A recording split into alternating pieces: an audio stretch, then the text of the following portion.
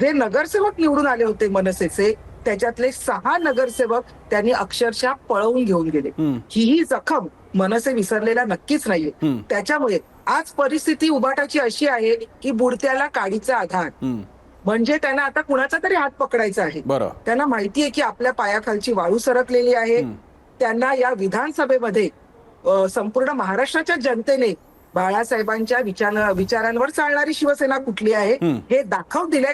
80 पैकी 60 नगरसेवक आमचे निवडून आलेले आमदार आमचे निवडून आलेले आहेत. आणि अशा वेळेला त्यांना कळलेलं आहे की आपल्या पायाखालची वाळू सरकलेली आहे, म्हणून ही त्यांची स्ट्रॅटेजी चाललेली आहे.